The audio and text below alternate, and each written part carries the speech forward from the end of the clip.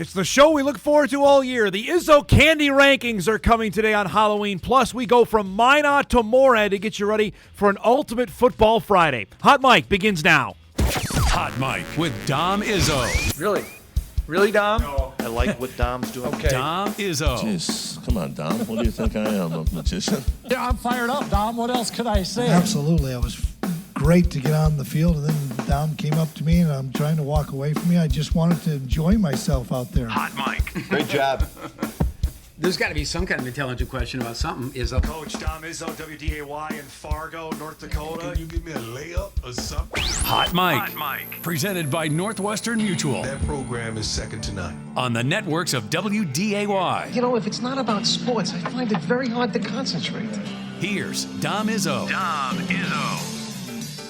Good Friday morning.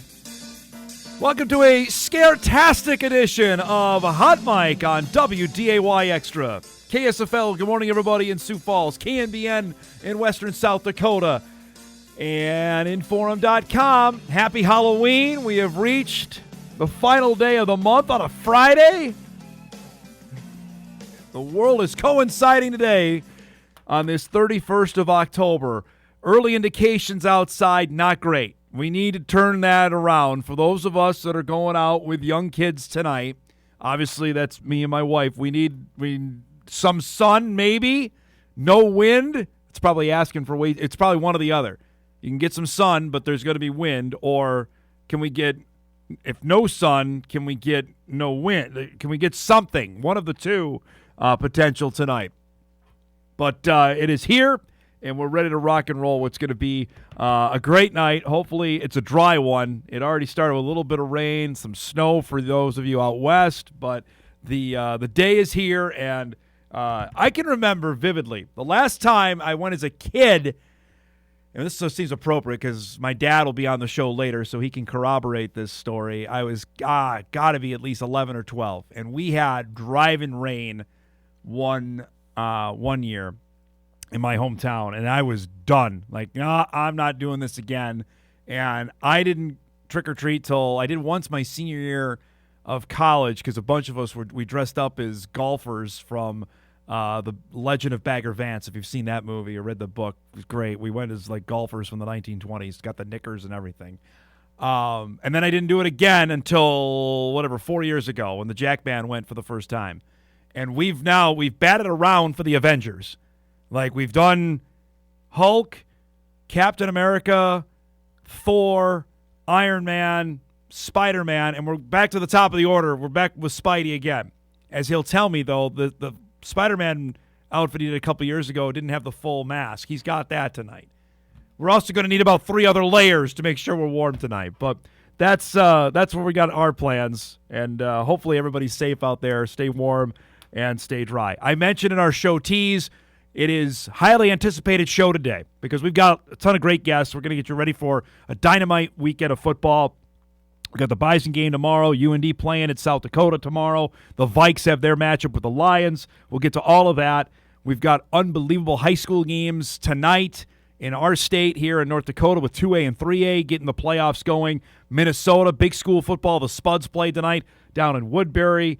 We've got games at the Dome going on starting at about 50 some odd minutes. We'll have games going from 10 a.m. to 10 p.m. tonight. So, yeah, it's and the World Series could end. Baseball season could end tonight. So, yeah, there's a little bit of things going on. But on top of that, the biggest thing we got going are the highly anticipated, controversial Izzo Candy Rankings. We will unveil them here in just a few minutes because I want to get them out early so that people can digest them. No pun intended. I'm sure we're going to get some ferocious feedback. I'm anticipating that, and then be able to read them throughout the show. Also, most of our staff upstairs decided to take it upon themselves and put their own rankings out and put their names on it, and we will unveil those. Some of them are even more controversial than mine. Some of them are even grosser than mine because I've already been raked over the coals just for last year's list I put out yesterday on the show. So we'll get to that in all due time. But let's actually do what we are paid to do around here. We'll chat some sports. We'll start Week 9 of the National Football League season began. That was a trick last night. For anybody that decided to watch the Ravens and the Dolphins last night, you might want your money back from Amazon Prime because Baltimore suddenly looks like Baltimore because this guy's back. Lamar Jackson back in the lineup for the Ravens and throwing touchdowns to Mark Andrews. Tell me when you've heard that before. Baltimore goes up 7-3. Lamar, a little flick of the wrist there again to Andrews for the touchdown. It's 14-3 Ravens. This typifies the night for Miami. On 4th and 2, Tua tried to have an HA. We might hear later in the day that Mike McDaniel is out of a job. We'll get to that sign in a little bit because it says, we used to be great. Not we used to be great. We used to be great. English language failing us here. Lamar looking healthy. By the way, who do the Ravens play next week? The Minnesota Vikings. If you were watching this last night, Viking fans, I'm sorry. Another wide open touchdown to another tight end. Charlie Kohler scores. It's 21-6. Baltimore. Later in the third, rolls out. Zay Flowers gets behind the defense, makes a great cut. The former BC standout brought down to the 7-yard line. That'll set up this with Lamar to Rashad Bateman, the former Gopher. Zings that one for a touchdown. He's moderately open. 28-6. How did the Jets lose to this team? The Dolphins stink. A lot of smiles for John Harbaugh in Baltimore. Look out now. Here they come. They win it. Final score of 28-6. Ravens get to 3-5. Dolphins drop to 2-7 on the year. And again, as I mentioned, Baltimore comes and plays the Vikings next week. And they're already favored to win the NFC North at 3-5. That tells you exactly where the Bengals obviously are where they're at without Burrow. The Browns stink. And there's clearly no faith in Aaron Rodgers and the Steelers to turn it around. I'm sure my dad will love to hear that. So that was the way Week 9 started. That was a tough watch if you stayed with it through the fourth quarter. Al and Kirk were talking about Shohei Ohtani by midway through the third quarter. That tells you what they thought of the football game last night. The more exciting games perhaps are going on the north side of Fargo. Yesterday started 2 days of section championship football. Today we've got 5 games. Yesterday we had 4 of them to send teams off to the state tournament. Our first game we had on WDAY2 was the Section 4 9-man championship featuring Hillcrest Lutheran and Border West.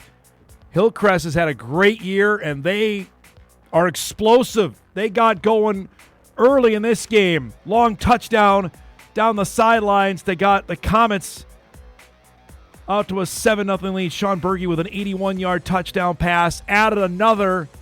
Comets are going to state. They win it 35-14 over the conglomeration of Wheaton Herman Norcross and Clinton Gracefield Beardsley.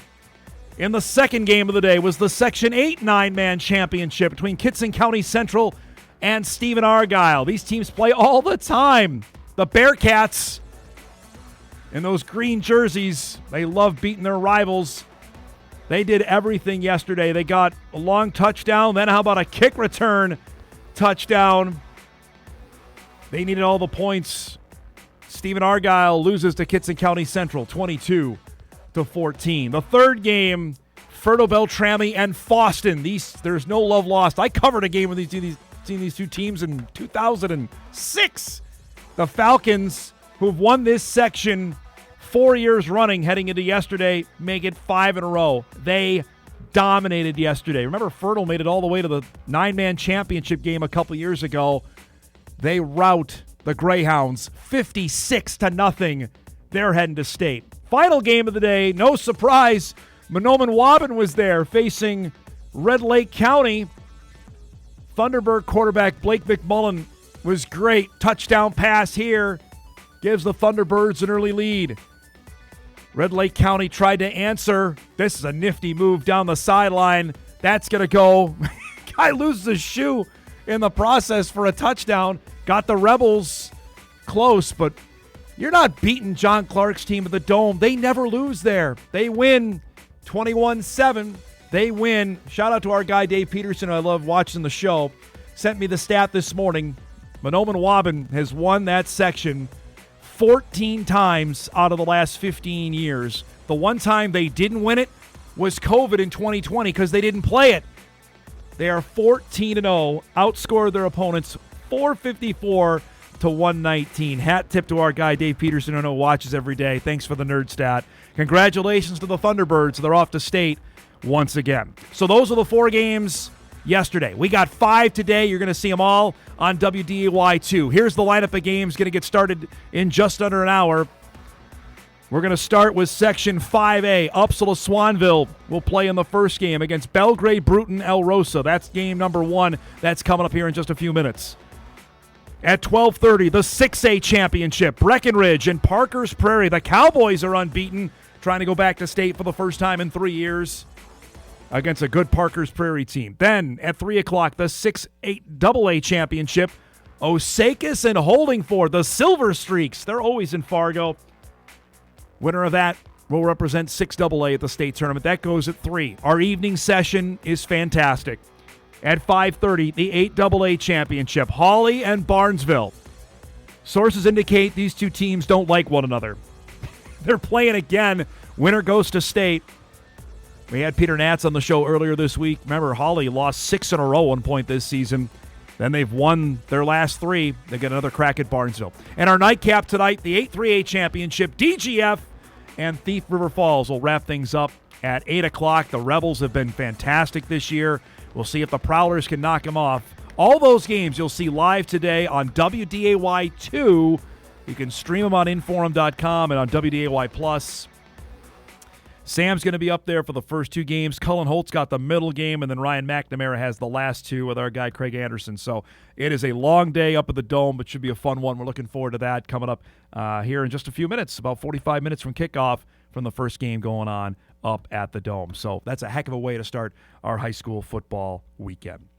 All right, before we set up our show, we got some great guests today. Really excited about our guest lineup. I have in my hands, here it is the 2025 Candy Rankings. Now, before we unveil, a couple of precursors just to let you know about this, because I get raked over the coals for my food take. That's fine. You know, my name's on the show. You got to put your name out there if you're willing to take some heat with it, so that's fine. So a couple things with it. Hard candy, for the most part, stinks, okay? Jolly Rancher is pretty much the only thing out, so there's no nerds on this list, right? Anything of that nature, out. String candy, like the one that's hard to chew, Starburst is probably where I draw the line, right? No jawbreakers, anything like that, out. Coconut is dead wrong. Anybody, our guy Strecker he's got coconut in his list. That's an immediate elimination for the candy rankings, at least in mine. So with that, here are the 2025 candy rankings. We'll start with number 10. Now, this is a repeat, is the dark chocolate Milky Way. Not sold enough in stores, frankly, but it is fantastic. Dark chocolate gets a bad rap. It's tremendous. I had one just a couple weeks ago in Terre Haute. A-okay. Number 9 is Starburst. I don't care what flavor. Orange is preferable. Pink, yellow, even green I'll give you. Number 9 with a bullet. That's pretty darn good.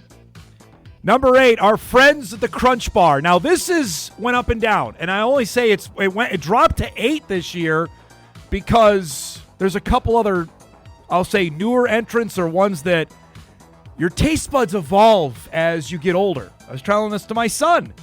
He's done on Fritos right now because he's had them like for every day, and now he's sick of them. So, all right, buddy, you might like them again maybe in a year or so. Crunch Bar is still there, but it's not as good as the Kit Kat. It just isn't. It doesn't hold up. Number 7 is, again, another dark chocolate sensation, is the Special Dark. We have at least a couple of our staff members that put just the plain Hershey bar on there. What are you doing? If you're having it on a s'more, okay, we could talk about it, but just plain? No, you got it. No.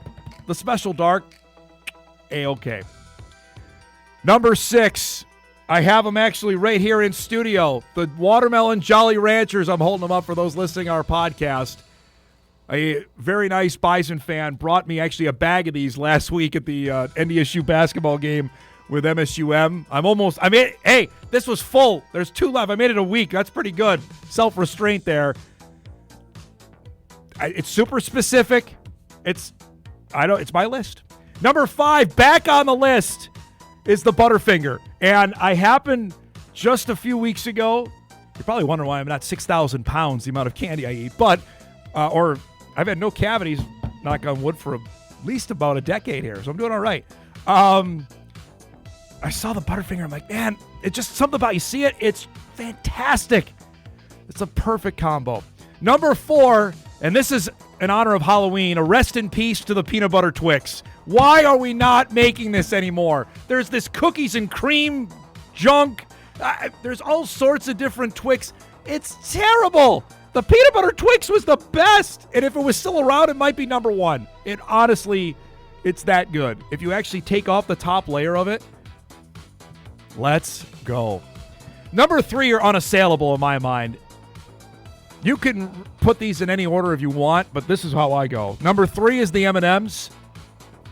I'm off peanut butter right now. My wife, Courtney, loves the peanut butter M&Ms. Even the dark chocolate M&Ms are not bad. I don't get them all the time, but they're pretty good.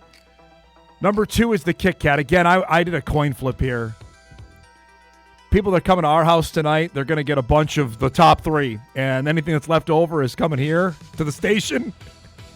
Or a combination of staying at my house. But Kit Kat, number 2. Number 1, and shout out to my guy Scott Engen, who emailed me this because he's dead on about it, is the peanut butter cup. But he added this.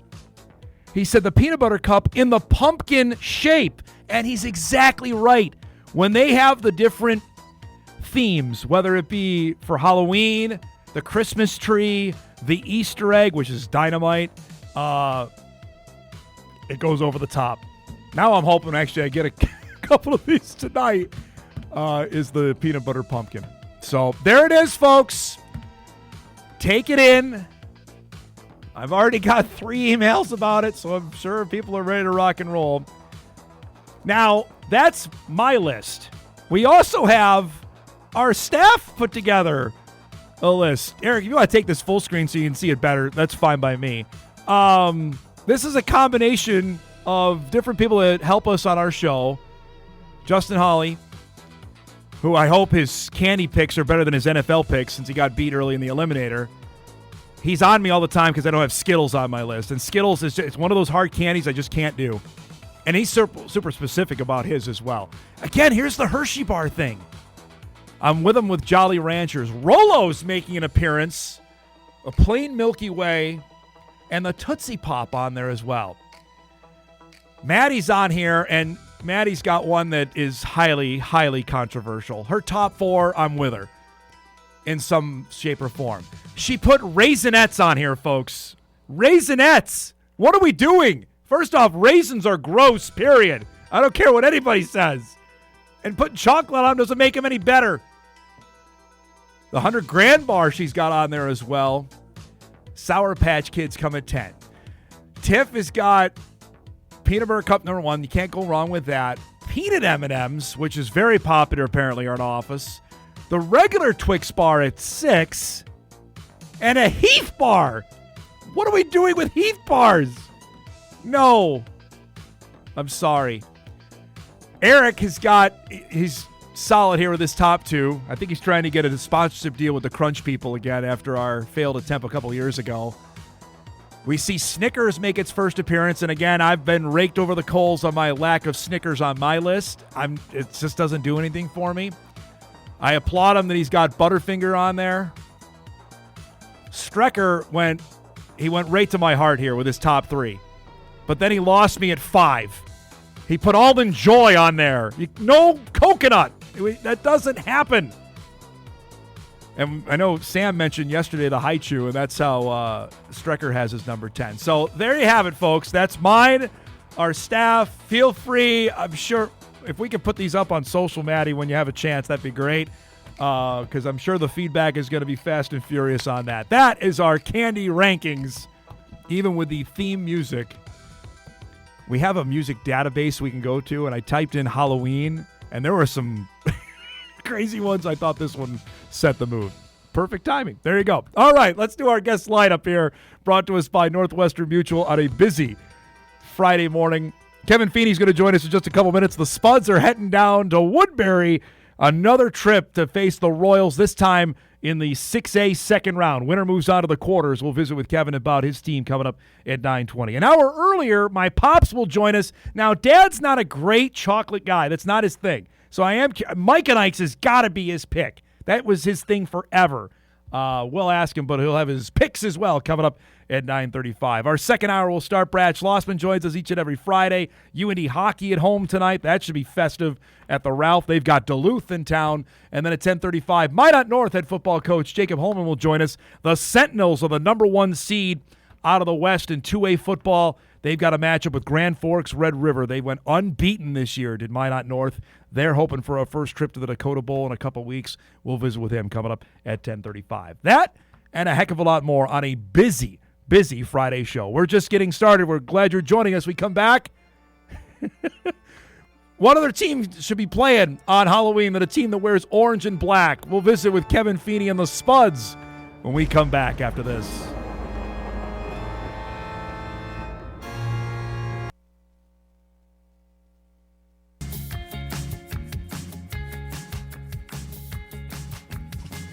Welcome back, everybody. We got a crazy high school football night for you. We mentioned we got all the games going on at the Dome. We've also got North Dakota football going on tonight.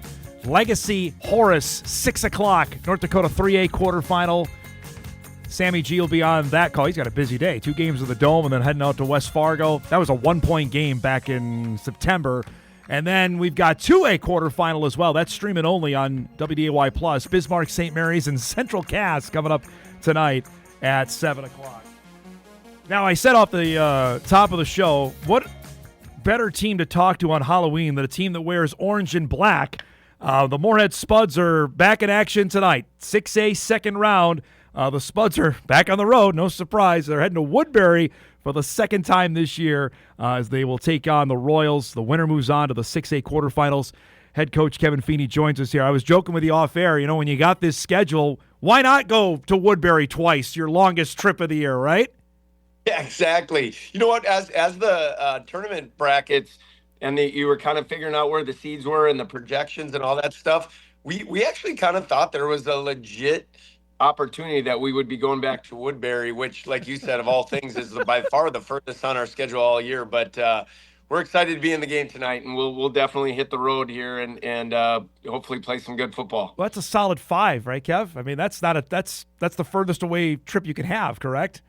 Pretty much. I think I said this before on your show, but I didn't know where Woodbury was until we were coming back from Madison, Wisconsin, and it was like the first city when we got there. And so, yeah, we're well aware of where we're going tonight, and so it's going to be a great trip. All right, let's first. I know it's 7 days ago, but I was watching the game last week. I know I texted you after the win in Blaine. They hadn't seen you before. You hadn't seen them. You were really excited about that victory. Tell me why. Is it just the first win in 6A postseason? Why were you so excited about that one? Well, I think 2 things. Yeah, the unknown, right? I mean, they were a really good football team. They were probably 1 week away from being the 1 seed in the North. And so knowing that they had a really, really good football team and they were built like all these other 6A powerhouses as far as the physicality that they played with and the size of their players and the measurables. Just that brand of football, obviously, it was kind of like, well, we'll see how this correlates between the West and the North. And so never played Blaine, didn't know anything about Blaine. It was a great atmosphere, great game. It was super fun. The warm-ups were amazing, right? They did a blackout. They had this huge student section, and they were phenomenal. It brought me back to the NDSU days when the student sections are out there early and you're just throwing balls. And if you drop a ball, like the amount of heckling was, it was phenomenal. And Paul Craig, our linebacker coach, he's got his back to it, and he's almost giggling like a little schoolgirl because he's laughing so hard at what these guys are yelling at our players. But it really set the tone for a great game. And then, as the game played out, kind of what you were saying. They had never faced anybody maybe that had played the style of football that we had. And, we were fortunate to get a turnover on the first possession for us on defense. And then second play of the game, we were able to strike with David Mack and kind of just set the tone and get things rolling from there. All right, now it's Woodbury again, and obviously that brings up memories. That's where your son Jet got injured. That game, if he doesn't get hurt, is that a boat race? You guys were up big at halftime. I know it's ifs and whats, but is that game play out totally differently if Jet doesn't get hurt? Well, you would think so, and yeah, they changed. We changed offensively, and they changed defensively, and it went from, maybe playing a 5-man box to what it felt like a 14-man box after Jet went out. But that's not fair to Austin either, because that was his first varsity action, and we're trying to figure out what he can do and what we needed to do offensively. But we did just enough to get the win that night, and it came down to the last snap.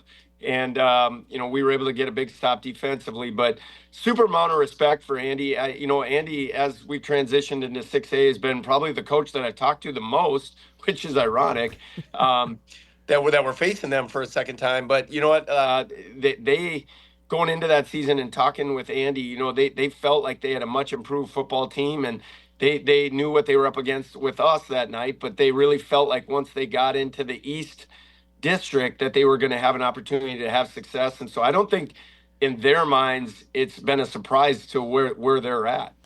I have to ask here, it seems people around the state, or certainly down the Twin Cities, are keeping an eye saying your team can make a run. Now the Jet's back and you got all your horses. How are you blocking out that noise? Because I know you're worried about this game, but there's a pathway people see for you guys to make a deep postseason run.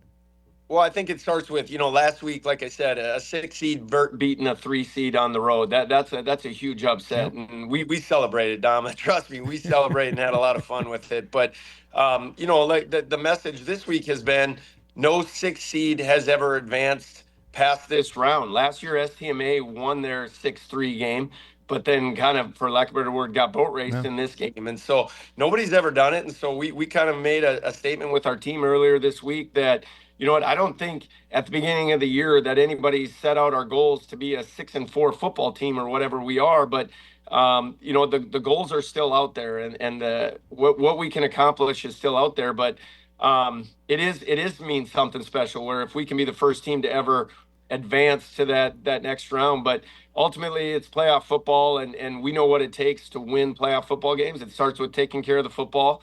And it's going to be a really physical brand of football, and we've got to do both those things and come out and execute. And guess what?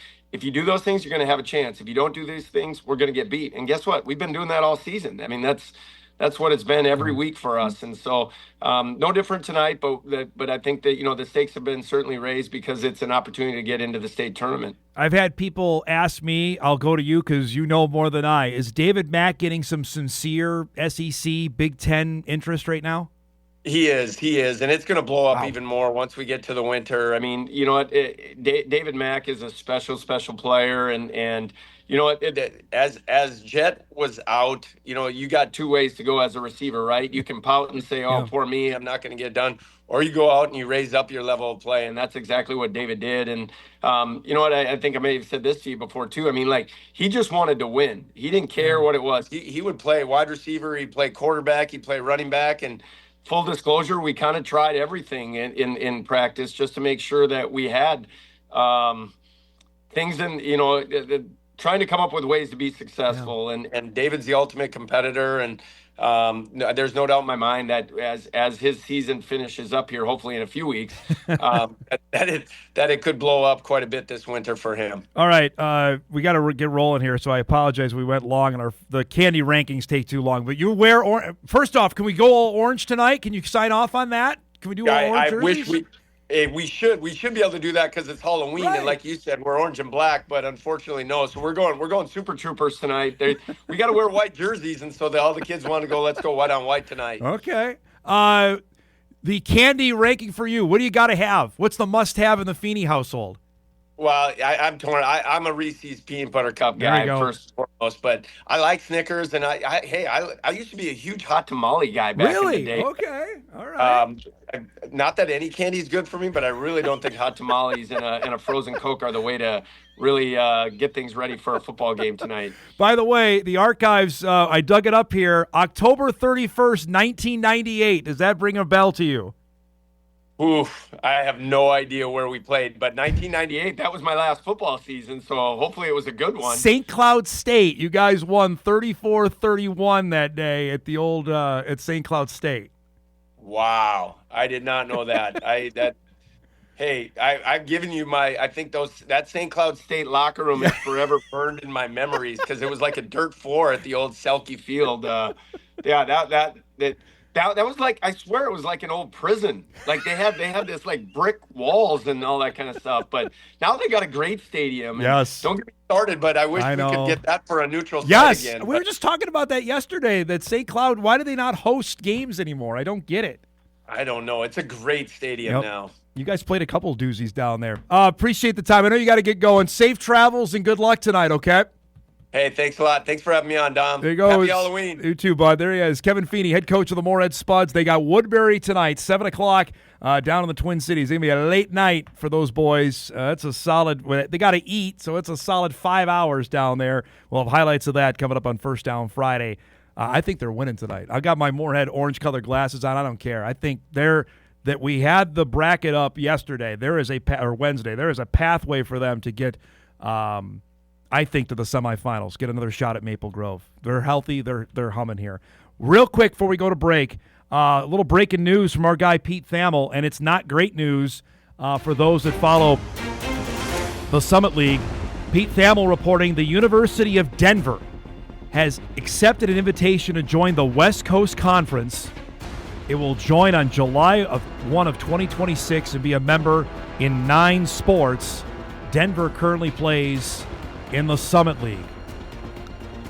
So, yeah, this is, I guess I wouldn't say stunning or surprising. I had heard the Denver was getting some overtures because the West Coast wasn't going to be done. This is not good news if you're the Summit League. After being rebuffed by, and I don't know how much they went down the road of even trying to get the Utah schools, but now you are in a precarious spot here. Denver is really good in men's soccer. They're really good in women's soccer. They're good in volleyball. They beat the Bison last night. Basketball has net zero impact.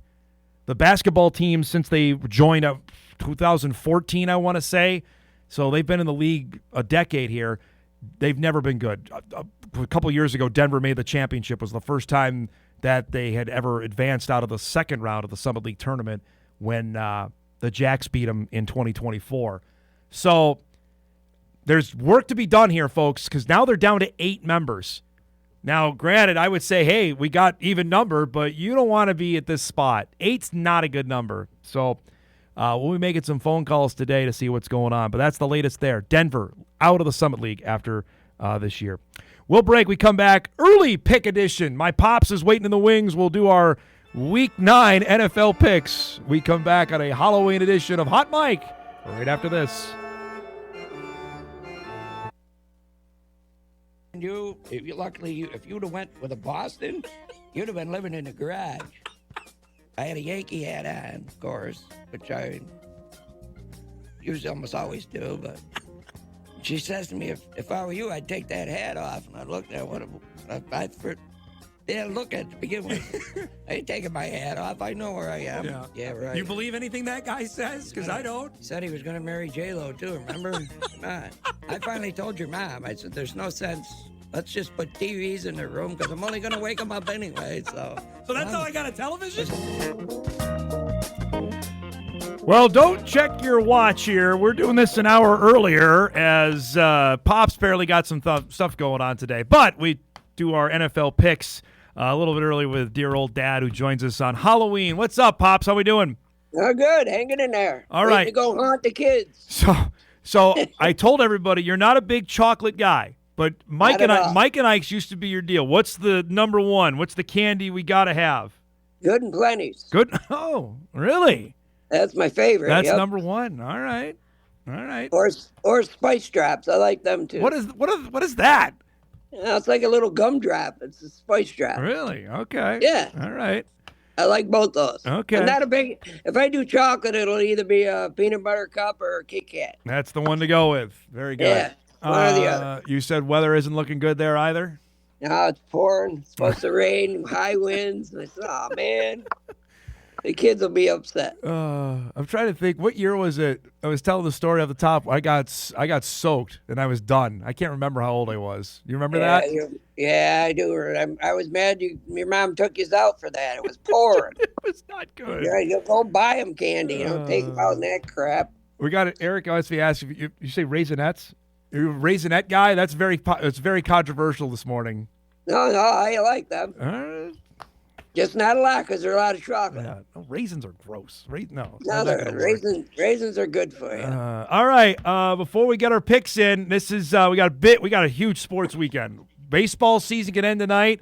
NASCAR season's wrapping up. What do you got on this weekend? You don't have enough outlets. You don't have enough tablets to watch everything. Yeah, I do. I got enough to watch it all, so I'm not worried about that. How long in the baseball game? I know you didn't make it to the end. When'd you lose it on Monday? I remember the 10th inning, and then I woke up as it was over. They were already, Jeter and them were already talking. Oh, they were already on the air? Yeah. Yeah, so that's when I woke up. Well, it seems Toronto, you thought would probably go in a shell and be done. They've played awesome the last two games. Well, you look at this whole thing, the Dodgers have had one good game. Yes. Yep. And that's it. They're not hitting the ball at all. So if they don't get going, they're very lucky they won that 18-inning game. Correct. Well, the Blue Jays had runners on base in the 12th, the 15th, the 17th. They were all over. Did you like it that they didn't have the ghost runner on? Like the regular season, they have it, but the playoffs, they don't. No, you don't need that. Stop doing that. That's not baseball. That's softball. What they do in softball. Well, I understand why they do it. They don't want the games to go 18 innings in May. You know what I mean? They don't want that to happen because that would invariably. I know. I'm just telling you. Do it like the NFL does. You end in a tie. Come on, you play to win the game. Who wins tonight? Who's your money on? You got Toronto. You got the Dodgers. We got a game 7. I would not put my money on the Dodgers. So okay. I want Toronto to beat them. You're rooting for an AL East team? I'm rooting for American League team. Wow. Yeah. You're telling me the Blue Jays would have than the Little League. The Blue Jays would have a World Series for the Yankees. Just process that, okay? Well, I'm already upset, but that's okay. I don't want the Dodgers to go back-to-back. Oh, man. That one game. I want to see that big payroll go down in flames. You're not the only one there. We'll see. Right. That's coming up tonight. They always said about the Yankees, so do it now with the Dodgers. All right, we got the final race of the year, Arizona on Sunday. Did you pick William Byron last week? I can't remember if you did that to win at Martinsville. The week before, I had Byron. Before. Okay. So this is it. So who's going to win? Who's going to win this thing on Sunday? I want to say Larson, but Byron's so hot. I won't go against I won't be upset if Hamlin wins. Okay. All right. But I want a Chevy to win it all. Well, that's not breaking news. Either Byron or Larson. That's not breaking news. We know that you want a Chevy to win. So yes, keep them Toyotas back where they belong. Did they move this up? I thought normally it goes a couple weeks into November. Did they move the schedule up? No, that's about what it normally is. I think they took one. They had 1 week off. They skipped. So okay. So this is it. It's about normal, yeah. Arizona comes up. That's on Sunday, 2:00 Central. NBC has the final NASCAR race of the year. So, all right. When I was in Tennessee, they called it, instead of saying Central or whatever, they call it slow time and fast time. They did. Really? Yeah. And fast time is Eastern time, I'm assuming? Yes. Okay. But I never heard that before. All I had to do was go a couple blocks, and you were in a different time zone? Yeah. So Sam had that. It's in South Dakota. It's the same thing. North Dakota is the same way, where it straddles the time zones. You can go from Central to Mountain time zone out here. So that's crazy. I know it. And they go back this weekend, right? Correct. Yeah. Do they? Yeah. I didn't know that. Okay. There we go. I didn't even know that. Did you watch last night the debacle in Miami? Yes. The Ravens are getting hot, my man. That's not good news for your Steelers. Yeah, that's all right. What do you mean? We'll handle them. We ain't worried about it. You got blown off the field by the Packers in the second half on Sunday night. Yeah, the problem there somewhere. They didn't even make it a game. No, Green Bay's awfully good though. That's the thing. They're going to beat some right teams. there. All right. With Watson back now, he's looking pretty good. Looking pretty good. Shall we do some picks? Yeah, I'm ready. All right, let's do it here for week number 9 of this NFL season. 7-5 last week, by the way. 7-5. You're not making anybody any money with that. Well, 8-5 with count the Bison. I had them too. Let's do Chicago at Cincinnati. The Bengals lost last week to the Jets. The Jets. You didn't bet the Jets. I know that. No, I didn't. Chicago is one of my losers. 2.5-point favorite. The Bears are on the road against Flacco and the Bengals. Yeah, give me the Bengals. Cincinnati getting 2.5 in that one. Holy cow, the line has even changed here. The Vikings and the Lions now. Vikings are a 9.5-point underdog. JJ is back. Carson had his arm blown off last Thursday night. And the Lions are coming off a bye week. He was hurting before that game even started. Correct. Yes. Give me the Lions. Wow, that's a lot of points here. Holy cow, 9.5 for Vikings Detroit. Taken. Speaking of a lot of points, the Packers are minus 13.5 against the Panthers this weekend at Lambeau. Holy cow. Yeah, how bad do they stink? Carolina's 4-4. They can't be that bad, are they? Yeah, apparently they're getting that many points. Or Green Bay's that good. Yeah. You know what? Give me the points. Okay, he's taking Carolina plus. That is a lot of points for an NFL game. Man, we got some bad games this weekend. Chargers at the Titans. The Chargers are a 9.5-point favorite for your guy Harbaugh on the road. I know. I'm going to go with the Chargers. Chargers minus 9.5. There. Falcons. Got the money line. Money line. You got the money line on that one? Yeah. Okay. All right. That's is that your bet the house pick? No, not yet. Not yet. Okay. Falcons at the Patriots. New England is a 5.5-point favorite at home over Atlanta. Dude, you better watch New England. I'll tell you that right now. Buffalo better watch New England. Yeah, they've already beaten them once.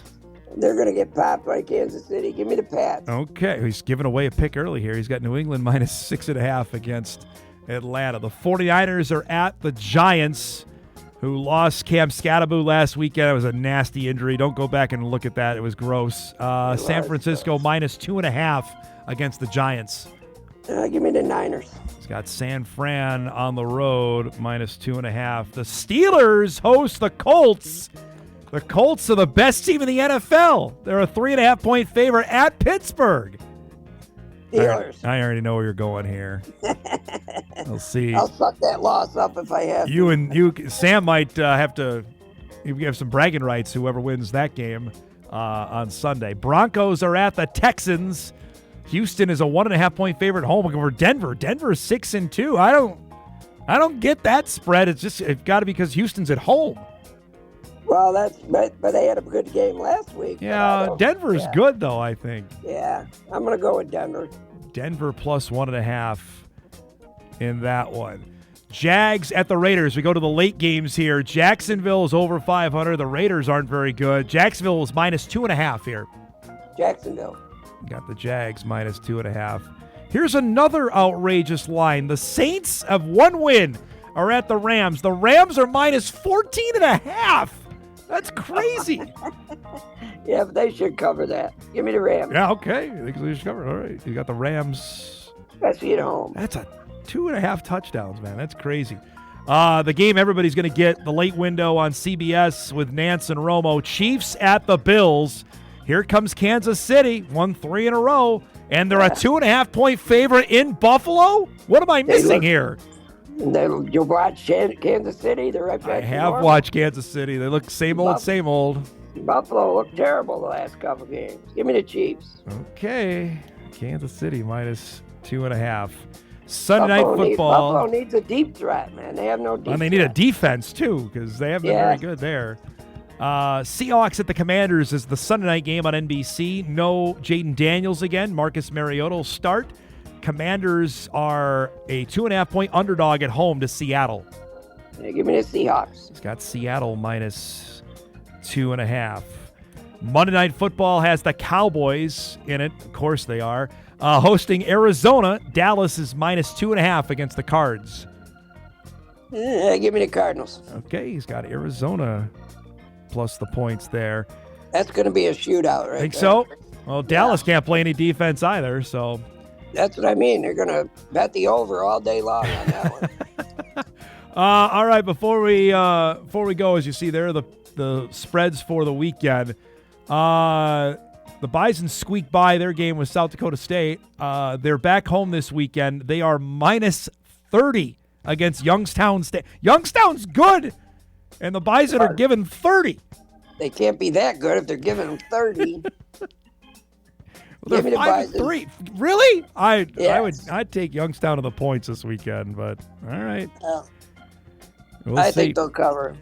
All righty. All right, we got to roll.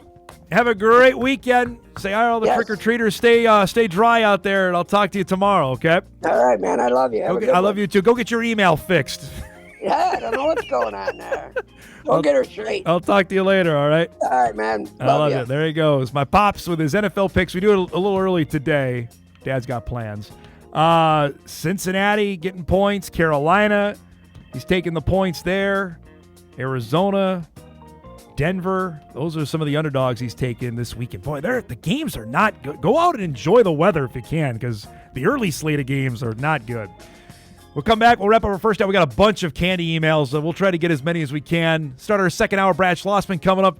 We'll talk some UND hockey as we roll on a Halloween edition of Hot Mike right after. Put up our first hour. Brad's coming up in just a few minutes. I got this email going back. If you missed the news, Pete Thamel from ESPN reporting that Denver, which I've always gone back and forth on this, if it's the University of Denver, but it's DU on its official designation. It's not Denver University. It's the University of Denver. Either way, Denver's out of the Summit League after this season. Obviously hockey's the big deal there, but they are really good in lacrosse. They've made it all the way to the national championship game in lacrosse. That's a deal. Women's gymnastics they're good at. We look great at basketball because that's the thing that directly affects us in this area in terms of the Summit League. We've seen them be good in soccer, in volleyball. The league's at 8 now, folks. And we talk with Josh Fenton about this. I don't know how many. Every time we have him on the show, I ask him about membership. And now, this is, if it's not DEFCON 5, we're pretty darn close. You're at 8 now. You got to do something here. And I know this new partnership with the Missouri Valley, that if there's a member they're looking at that they can add in the Valley, and if they have football, they'll immediately go into the Missouri Valley Football Conference. That ship has sailed. Now, frankly, I'm looking at the Ohio Valley Conference, which, again, is not any great shakes, but our old friends in Western Illinois are there, Lindenwood, Eastern. You got to do something, because I'm of the mindset, and I think a lot of people believe this, and then we'll go to break, and we'll save this for later in the show. St. Thomas ain't staying. I just don't imagine that they are long for this league. And if you lose them, then you've lost a member in baseball, softball, let alone basketball, and then your affiliates, you're down to 5 in some sports. Like, go call Northern Colorado now. I've been banging that drum for 3 years. Go get them. Big Sky would say, absolutely. You would take them off your hands. You got to do something here. All right, we'll break. Second hour coming up. Brad Schlossman will join us. UND back at home tonight.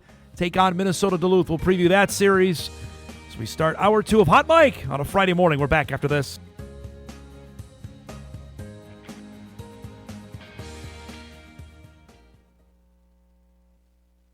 This is Hot Mike. Hot Mike. On the networks of WDAY.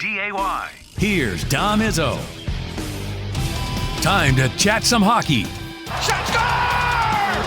North Dakota wins! The best college hockey writer in the country is on deck. North Dakota, champions of the college hockey world! Here's Brad Schlossman. All right, hour 2 ready to rock and roll on a Friday at 10. We normally visit with our guy, Brad Schlossman, who joins us from the Grand Forks Herald. UND back home as they get set for Duluth coming up as we are in conference hockey time. Let's get the most important stuff out of the way. We had the very popular Izzo candy rankings were unveiled today. What's number 1 on the Schlossman list? What's the candy got to have?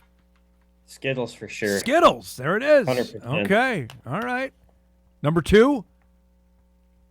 I don't know if there's anything really close to that. I would maybe throw out like Starburst. Okay. There we go. So, vote for Skittles there because we had a couple of votes for them earlier in the show. All right. We're all good. I'll talk to you later. So first off, how was lovely upstate New York last weekend?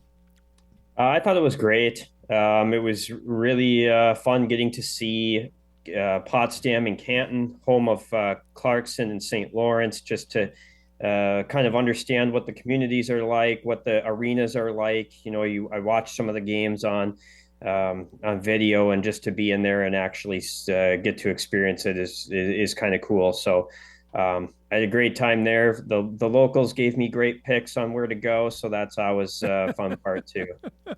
All right, here's Duluth coming in, and this is a program that obviously for forever was humming here. And now, I don't know if it's trended the other way. Give me your overview on why things have turned for the Bulldogs over the last couple of years.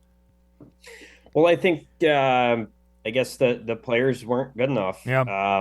It all comes back to recruiting, and sometimes you can see these cycles coming a few years out. You can see when these recruiting classes come in, and a lot of times if a class isn't great, it doesn't show the first year because you're generally relying on upperclassmen in college hockey. But when it really shows up are when these groups become the upperclassmen, and they're supposed to be the ones you rely on, and they're not good enough. So I think there was maybe a dip in recruiting for a couple of years. But then last year, Minnesota Duluth brought in just this outstanding freshman class.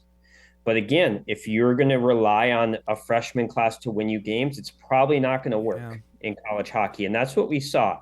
So, but now that group is sophomores, and things have changed now. Now they've been around. Now they're starting to dominate, really. And so I think sometimes when these cycles come, you can see it coming. I thought you could see this coming for a couple of years out for Duluth, and now you can see what's building for them, that they did have this really good class. It just was going to take a little bit of time, and now it looks like they're back. Well, that's good news for everybody in the NCHC to have Duluth back on top. Let's go back to games in Clarkson. UND split last weekend. How did you thought they played in the 2 games out there? Yeah, very different games. I thought the first game, they just weren't good enough. Clarkson had way too many grade A chances from on top of the crease, too many outnumbered rushes. I thought when UND got behind, they pressed for offense, gave up too much. Obviously, UND didn't finish enough plays. Offense has kind of dried up a little bit, and this is more what I thought would happen a little bit. I thought when you looked at this team's roster, really young up front, and they have a lot of young players in key spots. And like I just talked about with Duluth, when you have young players, even if they're really good, you see the ups and you see the downs. I feel young players are more inconsistent, and as you get older, the consistency builds. And so I think during the first half of the year, especially, we are going to see offense dry up from time to time, probably for UND. If not, then they're exceeding how I thought this first half would go. But that's what we've seen. The first couple games, they potted a lot of goals. Now all of a sudden, it's been tough to finish. I actually did like the chances they generated on Saturday night, especially coming back. It was a 1-0 game, but very different game. UND defended significantly better. Clarkson had like 17 shots. I thought only a couple grade A's in there. And when they were there, Jan Spunar, making his first collegiate start, was there to make the save. I thought UND generated way more chances to have more than one goal. So that is more what I expected this year for UND, was to really be able to lock teams down a little better defensively, and that's what they did. Can you share the story of Spunar missing the phone call about he's starting in the game last Saturday? Yeah. That's remarkable. Yeah, I think he was maybe taking his nap in the morning, and I said, "How'd you find out you got the start?" And he said, "Well, They called me, but I was sleeping. And he said, so he picked up his phone afterwards and saw the text message that he was going in. And he went in and did a phenomenal job. Again, the team played very differently in front of him than they did in front of Gibson Homer in the series opener. And I thought that was a big deal. So they really need to concentrate on putting that type of an effort in front of whoever is starting in goal. Is there a decision to be made for Dane Jackson tonight about who starts going forward in your mind? Yeah, I mean, it's going to be a tough decision. Like I thought about that too. If I were coaching, how would I evaluate those two games? Yeah. Because Jan Spunar was great. Obviously, he didn't allow a goal.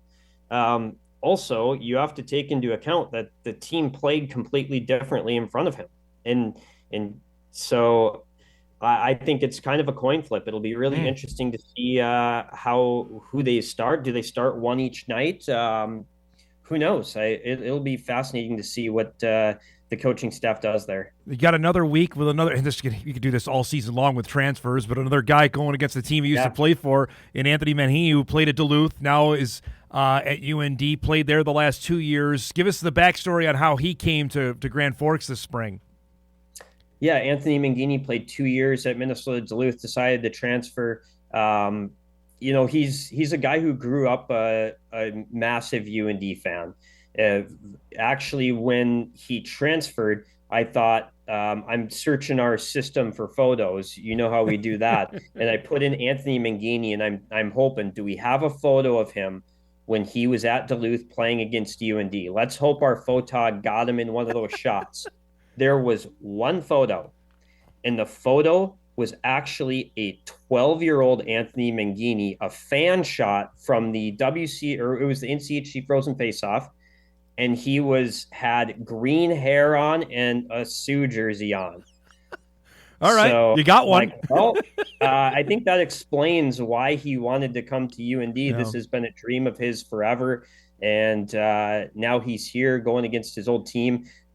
I think you and Dane Jackson said last week when Ellis Rickwood went back to Clarkson, we've seen mixed performances. Some guys have played great against their old team. Some guys haven't. Last week, Ellis Rickwood played great. He didn't have any points, but he was one of UND's top players both nights. I thought he was excellent. And UND will surely hope that they get the same performance from Anthony Mangini this weekend. They weren't able to get out of practice healthy, though. Tell us about the injury that went down during practice yesterday.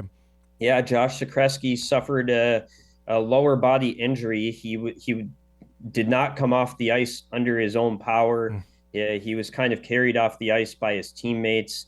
And Dane Jackson confirmed there's no exact timeline, only that it's a long-term injury. He's not going to be back anytime soon. We're talking months here. Okay. Yeah. So I don't think his season is over, but this is going to be something where it'll be after Christmas break. So tough news for Zakreski, because he really was playing well. He kind of brought everything they were looking for in players. He plays fast. He plays really hard. He was the leading shot blocker among forwards. He was one of their top penalty killers. He has a little bit of offense to go with it. He just started on the fourth line, and by last Saturday night he was on the first line. So that's a tough loss for UND, and it's really too bad for Josh. That being said, that's for UND's perspective. They have players who are capable of coming into the lineup. You don't just lose one guy and everything's doomed. You have guys that are ready to come in, and either Jack Kernan or Cade Littler will be in the lineup tonight, and I think those guys are fully capable of playing a big role. This is a larger picture question that I know you probably don't have the answer on. I'm just curious how hockey does its scheduling. Basketball in college, you play all your non-conference, then you get to league play. Hockey does it differently, where at least the NCHC does, where you play a couple non-conference series, then league, then a couple more non-con, then after the year you get back into league play. Would you prefer it one way or the other, or do you like how this shakes out? Well, I think they basically give teams wiggle room on scheduling so that it starts with non-conference, and then the reason there are the two segments in the middle are they kind of give their teams leeway on whether they want to schedule games Thanksgiving weekend or not, and then they give teams leeway on how they handle Christmas break. Right. And one of the big reasons for that, I think, is because the World Juniors occur during Christmas break, Right. and this gives teams an opportunity to say, hey, look, we might be down a bunch of guys during the World Juniors. If we schedule a game and lose it, it could kill us in the pairwise. Let's just not schedule games. Or if they choose to schedule, they can say they can choose. Some teams may say, hey, that's okay. We're going to play games anyway. Let's do it. So I think they kind of give them so there's like kind of 3 windows. It's the first month, it's Thanksgiving, and then it's Christmas break.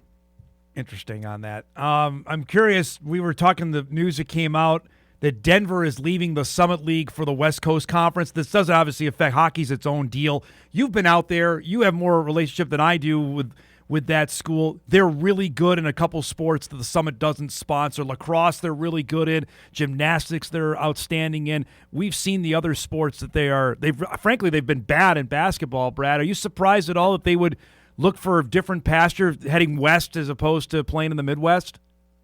Not shocked. Just, they are a little bit of a geographical outlier within the Summit, and that's the only reason why. It's interesting. Like you said, they have not been very good at basketball. They've been great in tennis. They've been great in soccer. Yep. Volleyball, they've been good. So they've got their sports where they've been really good at. So, I guess this league is really transformed into kind of an I-29 type of league. So, it's interesting because they got to do something here. It just can't be the I-29 teams because I think St. Thomas, and you know this as well with your coverage of hockey, that they're moving in this direction. I don't think the Summit is their last destination. Yeah, the one thing you go back to, though, is I really think there's a lot of power within regionalization, and a lot of college conferences are giving that up right now. And I don't know if it's a smart thing. In hockey, we've seen that. We've gone through it already in hockey 10 years ago. And one of the reasons I think the NCHC has the success it did and had the fan buy-in it did is because they were playing a lot of their traditional rivals. The schedule did not change that much for these NCHC teams when they went from the WCHA to the NCHC. Yes, there was a little bit of a change, but the bulk of their schedule, North Dakota is still playing Duluth. They're still playing St. Cloud. They're still playing Omaha, Denver, CC. Like the majority of your schedule is very similar. Now, the Big Ten, it was very different. Minnesota is still playing Wisconsin. But now all of a sudden, look at all the regional rivals that Minnesota kind of lost. And it's been really tough for the Big Ten to build up that fan interest. And I think we all forgot how powerful regional teams are, regional rivalries and things like that. And some conferences have chased the big name. And I don't know if that in the end has been great. So I do think having these regional rivalries is very powerful for these schools. And you can blame on that as football. Football started all of this, and it's for sure. And it's all went downhill, and every other sport has been just wrapped up in that in the process. Great stuff as always, bud. Have a great weekend. Enjoy the games. We'll talk next week, okay?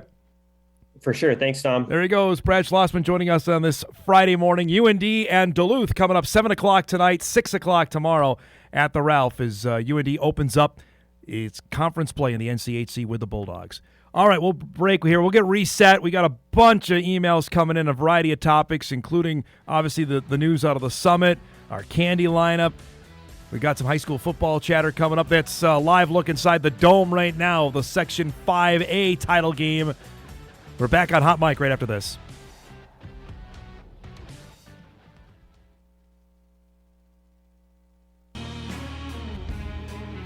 Welcome back, everybody.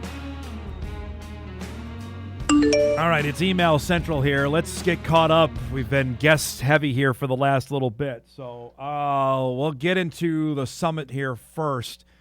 Dom, Oral Roberts will probably be next, probably to the UAC. The Summit Missouri Valley Partnership has been a total failure. Long term, I do not see Southern Illinois, Illinois State, Youngstown, Indiana State remaining in the Missouri Valley, both due to geography and talent levels. We've heard a lot of rumors on Oral Roberts. Oral Roberts left and came back. They went to the Southland Conference for a couple years. United Athletic Conference spreads basically from Florida to Texas right now. So if we're talking going back to Brad's point about geography and regional rivalry, that doesn't really bode that. But if they're looking for, and they're not any great shakes right now. Oral Roberts has been bad the last 2 years in men's basketball. Since they went undefeated and went to the tournament in 23, Eric, double check this. I think they finished last both years in men's basketball in 24 and 25. They've been really bad. So it's not like they're where they were a couple years ago. Now, in basketball, all you need is a couple good players, and bam, you can be good again. But right now, they're not. I don't know if anybody's dying to get them at the top of the pile. Let's do a couple more here. Because I posted this on the league. Like, who else are you going to go get now? I mean, Northern Colorado, Western Illinois, Eastern Illinois, SIU Edwardsville, Lindenwood. None of those give me like, oh, wow, let's go. They got to do something because it ain't good right now. Not with all we've talked about is people leaving the league. In the last 5 years, they've made one addition. That's been St. Thomas. They've lost Western Illinois. I don't think anybody was really upset that Western left. I think how they left and when they left gave plenty of bad taste in their mouth because they left in May for the following fall. It's like schedules were already done and then dunzo. Now putting Denver onto the mix there. I mean, they added Kansas City back, but Kansas City left. They went to the WAC and came back in 2019, 2020. I mean, it's just we're in that same cycle. I don't know who else you get. Omaha's been overtures of them potentially leaving. It's not good. All right, let's go now to the from the ridiculous to the sublime on the candy rankings. Dom, congrats on removing Three Musketeers from your list. You still need to add candy bars with caramel in them. Not a big fan on that. As for the staff rankings, Eric needs a raise. There you go. Maddie was near perfect except for the Raisinets. Kyle's list may be grounds for termination. Thanks for the fun segment. How about, there you go. You can go up to Stace and say you need a raise according to this after your rankings. I knew Maddie was doomed on the Raisinets. That was not a good pick. Dom, I'm with your dad. He's spot on with the good and plenties. I forgot that is his go-to. He had boxes of those forever hanging around his house. Let's see. We got a couple more other here on the rankings coming in. Reese's Pieces. You know what? That's a good call. I used to. That's like the knockoff of M&M's. You don't see them sold often though. I mean, if you go into the convenience store and you got the whole list, right? First off, there's no peanut butter Twix. Fix it. Second, Reese's Pieces aren't necessarily readily available in a lot of spots, at least not where I'm looking. Of course, Drew chimed in. Better than previous years. More predictability with textures and flavors. Still needs refinement. I give this a C-. That's all right. It's better than an F+. I know I got that a couple years ago as well on a couple of these. Let's do two more, and then we'll get out of here. We mentioned the pumpkin-shaped peanut butter cups. Crunch Bar is getting a lot of love. That's, of course, up there as well. So that's the response from our we'll put it out. It's on social media, so you can take it in now, or if you're listening to the podcast and you're already back for trick-or-treating, then you can evaluate what you got, because that's always critical. What I'm interested in, how many pieces, if you don't have, like we leave a sign up at our house to say, please take two. You know, if you don't do that, you open yourself up to what is reasonable. You know, because we have a camera pointed right at where our front door. So we can look if somebody's taking more than two. And we have the attack dog, he of all of 18 pounds who thinks he's 50 pounds. It's looming right over if you're taking more than two pieces there, which is, you can't, don't go crazy on that.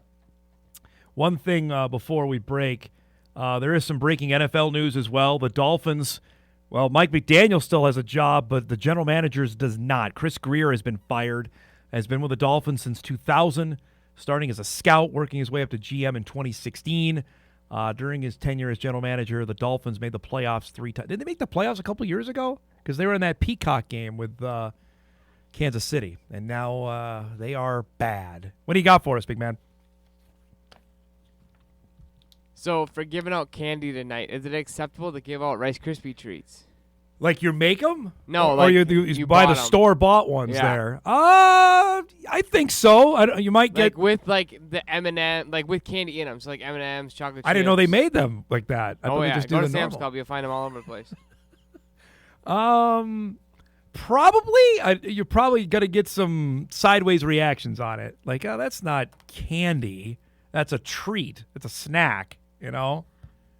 At least that's how I would define it. You might get some sideways looks. But it is called trick or treat. Are you giving those out? Is that what you're telling me at your house tonight? Is that what you're doing? Yes. Well, I'd just be prepared. I understand what you're saying. Although my question is, because I live in Horace. Yep. How many people are actually going to be out trick or treating because of the game? Well, you got to do. You You do have a football game tonight. That's true. You might have a lot of early ones.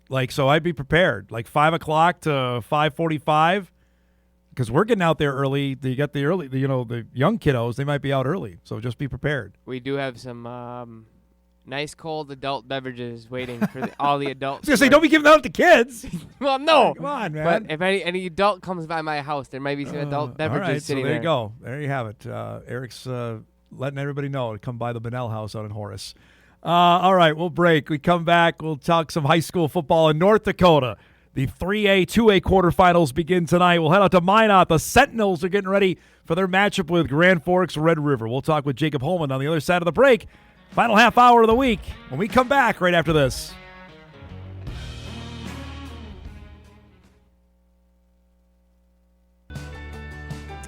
Final half hour of the week here on this Halloween edition of Hot Mic. More emails coming in our candy rankings. It's been controversial. We thought it would be. We'll do that before we wrap up the show. We mentioned we're going from Moorhead to Minot today on our show with high school football. I mentioned we got Minnesota stuff going on today. Section championships are going on at the Fargo Dome. The North Dakota 2A and 3A football playoffs begin today with the quarterfinals in 2A football. Minot North is at home tonight. They've got Grand Forks Red River coming to town. Rematch of a game played back in September. Sentinels head football coach Jacob Holmen joins us on this Friday morning after an unbeaten regular season. First off, congrats on that. You've had the big target on your back. You've been ranked number 1. How have the boys handled it? It looks like so far so good. Yeah, they've done very well. We got a mature group. Being able to be with them for 4 years now, they kind of know what we expect out of them, and they're taking it in stride and doing a great job. So now it's a team you played earlier this season. We were just visiting off air a little bit about this. Can you go back? I mean, it was way back in early September, which seems like it was 8 years ago. Can you use that, or is it completely out the window? You use it some just to see how they're going to line up, and assuming they line up the same way. We've obviously prepared for a couple different things that they've shown in the last couple weeks, but we try to watch as much film as we can all the way back to the beginning of the year. So there's a value to playing a team again, but it is hard to beat a team twice no matter who it is. So we'll have our hands full for sure. So, we visited a couple times. I know last year having the great run you guys did, making it to the semifinals, and then this year there were going to be expectations, and we talked about that, I know, when you joined the show before the year got going. How do you feel the guys have handled this, knowing that you weren't sneaking up on anybody now this season? Yeah, we tried not to treat it any different. We prepare day by day, and we're worried about that week's game. So a lot of people that I talk to around school, our community, they like to look ahead. That's what sports fans like to do. And we're just trying to keep our guys focused on the day that we have. So yesterday's practice, all we were worried about was practice. Today, worried about this week's game. And then if we get a chance to play next week, we'll take care of that when it comes. But just treating every day like it's super important is kind of what we're trying to get our guys to do. I have a feeling you have fans that watch Hot Mic that have been telling them it's Minot North and Kindred for all the marbles here in a couple weeks. But describe that for the guy. How do you feel they've handled that, knowing that's out there and everybody's talking about it, and just that they're not on our schedule? We've got to take care of who we're playing this week. Yeah, we address that frequently just because you hear noise and stuff, the rat poison that Coach Saban would say. But yeah, they're doing a good job. They've bought into what we're trying to tell them to do. So we're really focused on Red River this week, and we're going to go give them our best shot. Describe this team. What's different about 2025 Minot North than last year? I think just the amount of football that you play. You get better as a football player when you play games. You can practice all you want, and you get better at practice, but when you get to compete in important games multiple times, and every game this year has been an important one for us. So to see the growth from last year where we were inexperienced, we maybe didn't know what we were walking into when it came to the playoffs. Hopefully that experience last year can carry through as we start hopefully a playoff run this week. Did you get a sense, Jacob, you were getting everybody's best shot? Like, yeah, you guys might be the new kids on the block, but hey, they're ranked number 1, so we're going to try and knock them off. Yeah, absolutely. I mean, you want to win any game you play, but when you're playing a team that's ranked 1, and I don't read into rankings very much, I usually don't even look at them. But yeah, teams want to beat us just with the year that we had last year. And when you have a team that hasn't lost yet coming to your place or you're going to their place, an upset is on the mind for sure. But we're not worrying about that too much on our end. We just go out and play and respect every opponent each week. How many guys would you say roughly that were main contributors or played a lot last year that are back for you this year? And I guess my point is that remember what happened in last year's postseason that are using that for this year.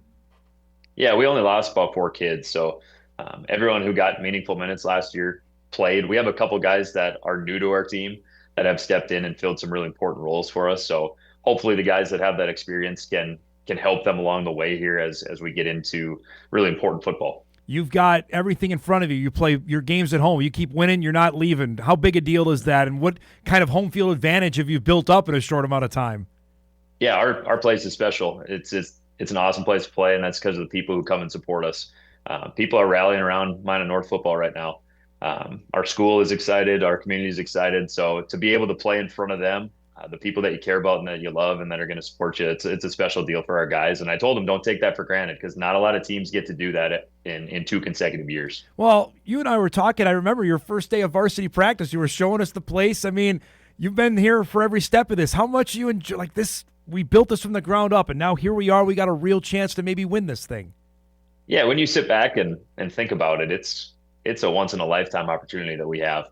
I don't know if I always sit and appreciate it enough because I'm worried about the next thing and preparing and doing all that. But yeah, it's a special group of young men that we get to work with first off. But the atmosphere that we get, the stadium that we've been able to build and just be a part of this new process has been a special deal. So yeah, I'm grateful to be in this position. Tell me about your QB, Bladen Blickery, and what's he bring to the table as a dual threat kind of guy? Yeah, he's a tough kid. He's our best competitor. We haven't thrown the ball as much as maybe we would maybe have liked to at this point in the season, but he commands our offense really well and gets us in the right things at times.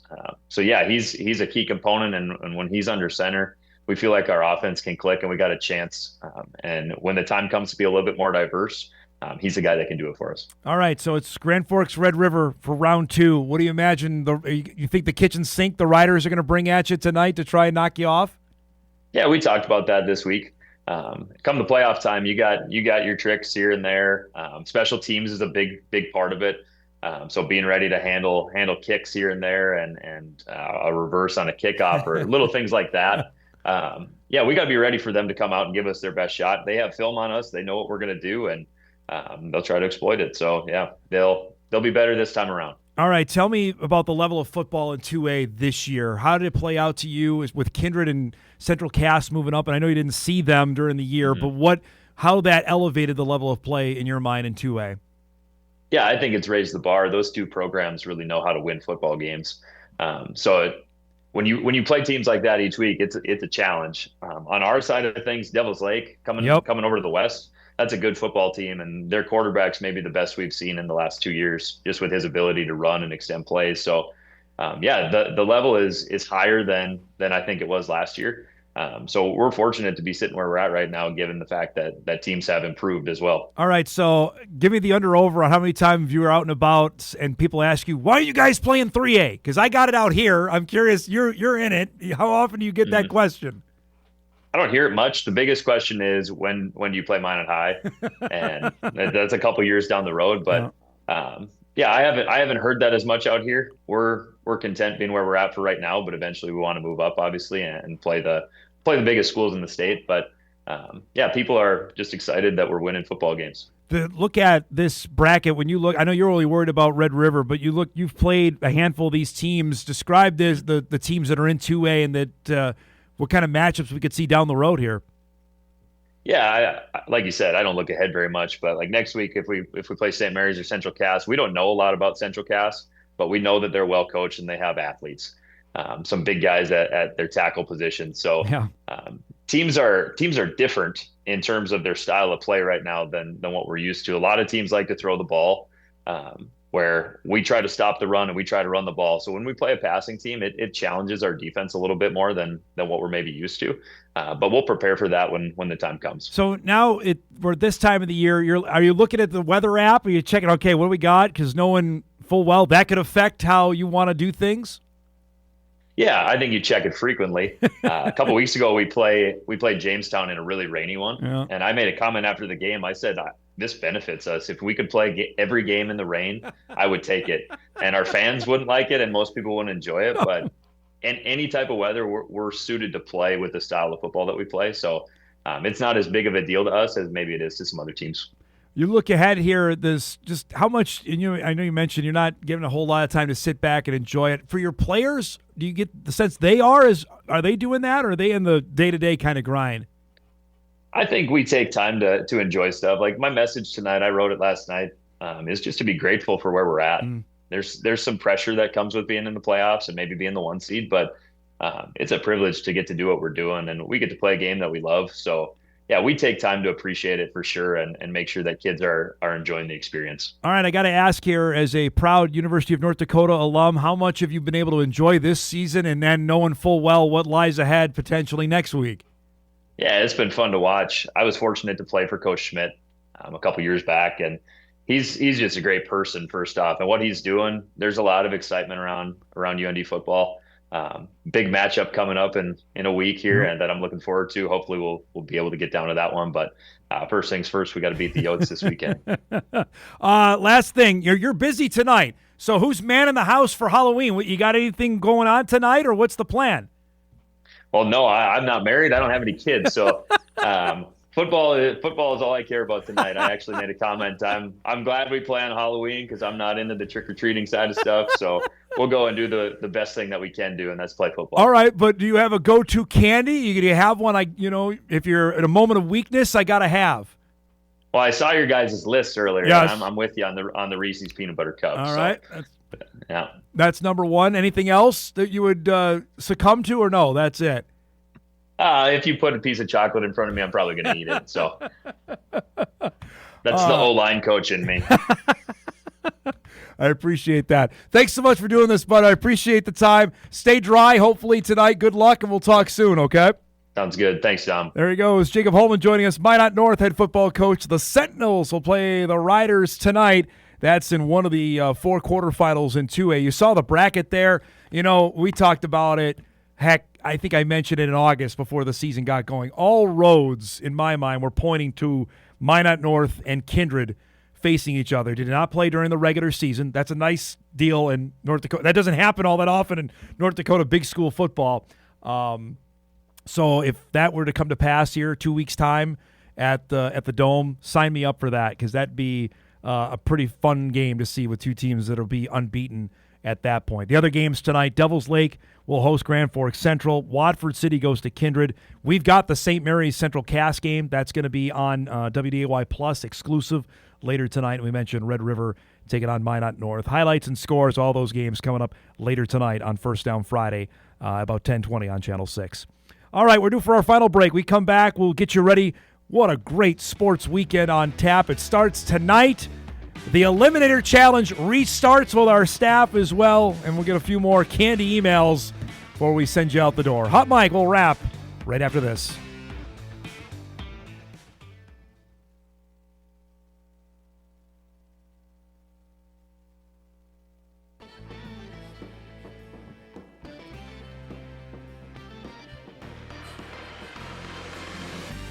All right, wrapping things up here for the week. Looking forward to our weekend, which We're working. That's what happens at this time of year. 1st of November tomorrow. We'll get you all set for the Bison coming up here in just a little bit.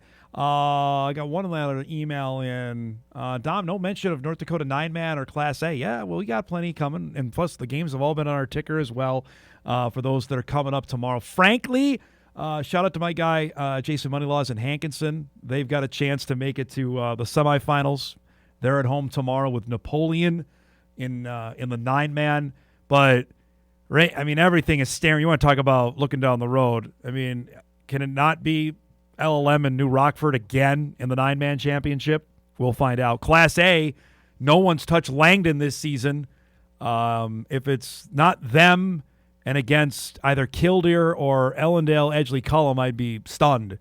But they got to play the games, and we'll have a full recap of that coming up on Monday's show when we do our high school football rewind. Looking forward to that. Eric, you got some support from the Izzo household. My sister texted me on the Rice Krispie treats and said absolutely. So there you go. So if you're planning on doing that tonight, then you're at least in good shape there. Let's get a couple more in because we got about 8 million things on what to watch for this morning. This is an email. Dom, just heard from a sibling that has DirecTV, no longer have contract with ESPN, so no ESPN channels. Have you heard anything on this? Thanks from Dave in Arizona. Dave, this actually involves YouTube TV and Disney. This went down, I think, at midnight that they pulled all their programming. So if you watch ABC programming, you watch WDAY through YouTube, you cannot see it right now.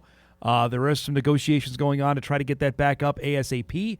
So if you're trying to watch the Bison game tomorrow, you can watch it on WDAY Plus. It needs a subscription, but you can watch it there. Or you can watch it over the air. If you go buy an antenna for $8 like I do, and you're all set, you're good to go. You can watch the game that way. But that's the deal. YouTube TV and Disney are now in a lot. We'll see. I mean, last year DirecTV and Disney went around and around for 2 weeks, which I couldn't believe in the fall that went. So these carriage disputes have a way of sometimes people get their heels dug in, not want to give on that. But thanks for the email on that. Don, the one item that I've ever given out to the trick-or-treating kids was popcorn balls. You can buy ones that are marketed especially for Halloween, and the kids totally love them. My favorite candy is hands down, without a doubt, is old-fashioned fudge. All right, the popcorn balls. I distinctly remember that, too, in my neighborhood when I was younger on people giving those out. That's a good one. Good email there before we go. All right, let's do it. Just quick, we have our Eliminator challenges back. We'll get all the people in again, but we're starting it up. And the challenge this time, because the Jackman won the big time around, he's ineligible now. You're booing a 6-year-old? Come on. 16 hours of my PTO time I am donating to the winner. So whoever wins it gets my PTO time. So there you go. We'll see who ends up coming on the top. We'll get everybody's picks coming up on Monday. Let's do some what to watch before we get out of here.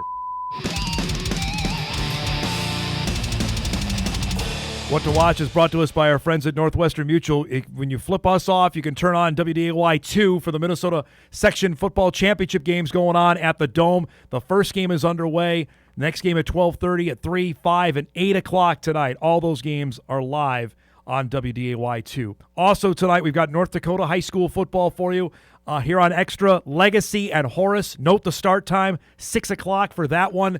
And then tonight on WDAY Plus, exclusive at 7 for St. Mary's and Central Cass to match up there. Also tonight, it's Game 6 of the World Series. The Dodgers and the Blue Jays. Toronto wins. They win the World Championship. The Dodgers win. We get a Game 7. That's on Fox. North Carolina and the Cuse from the Carrier Dome. 6:30 tonight on ESPN. And you've got UND hockey in action at 7 o'clock on Midco as they take on Minnesota Duluth. Tomorrow, of course, don't forget, Bison Game Day starts our day at 10 a.m. on WDAY. We're back at the Dome. Be great to be back there. North Dakota State and Youngstown State. Coverage begins at 2:20 on WDAY with the football game shortly after 2:30 with Kyle Emanuel, Sam Getzinger, and myself on that one. Here's the list of NFL games this weekend. Bunch of teams with bye weeks. The biggie, obviously, in the late window with the Chiefs and the Bills. The Vikes, a distinct underdog in their matchup coming up against Detroit on Sunday at noon. Also, we got going on this weekend. The Gophers, can they bounce back? They got Michigan State tomorrow at Huntington Bank Stadium, 2:30 on the Big Ten Network. UND, USD at 1 o'clock. We'll be keeping our eyes on that one. Of course, the Vikes with Tom Brady on the call at noon on Fox. Our thanks to Kevin Feeney, of course, to my dad, to Brad Schlossman, and Jacob Holmen. If you missed any of the show, you can podcast it later today at Inforum.com. You can watch a full replay on WDAY+. Happy Halloween to everybody out there. Thanks so much for your submissions. Have a great weekend, everybody. We'll see you back here on Monday.